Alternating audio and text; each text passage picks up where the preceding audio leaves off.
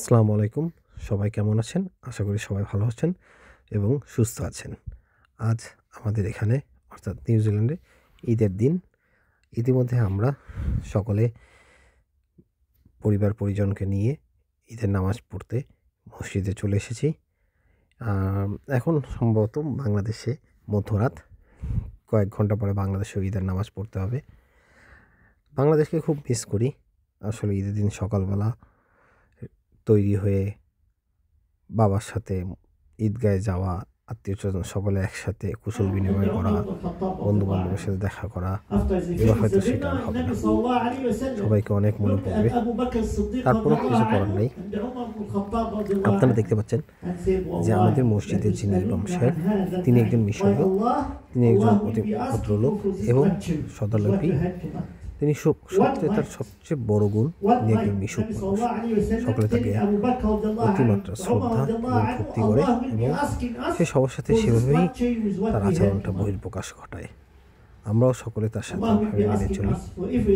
আসলে নিউজিল্যান্ডে আমরা যে মসজিদটা অবস্থান করছি, পুরা নিউজিল্যান্ডে আমরা যে শহরে বসবাস করি, শহরটির নাম তাওরাঙ্গা। এই শহরে একটি মসজিদ, আর এই মসজিদটায় বিভিন্ন দেশের মানুষ একসাথে একত্রিত হয়ে নামাজ আদায় করে। আমরা এখানে যত মসজিদের ভিতরে যত পরিমাণ লোক বসে আছি নামাজের জন্য, তার থেকে অধিক পরিমাণ লোক মসজিদের বাইরে অবস্থান করছে। সকলে মিলে সকল দেশের মুসলমানরা একসাথে নামাজ আদায় করা, এটা আল্লাহর একটি রহমত। এখানে একটি নিয়ম রয়েছে যে আমরা আসলে সাধারণত মসজিদে বা ঈদগাতে যখন যাই, নামাজের শেষে মোনাজাত পড়ানো হয়, কিন্তু এখানে নামাজের আগে মোনাজাত পড়ানো হয়।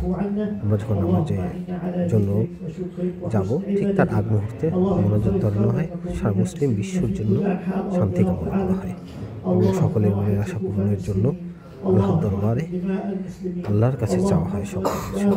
ইতিমধ্যে শেষ হওয়ার পরে সকলে আমরা একে অন্যের সাথে ঘোরাঘুরি করা এবং যে যার বাসায় যাওয়ার প্রদান করা, এইগুলো কাজগুলো আমরা সেরে ফেলি এবং একে অন্যের সাথে অনেকদিন পর দেখা হওয়া কথা না।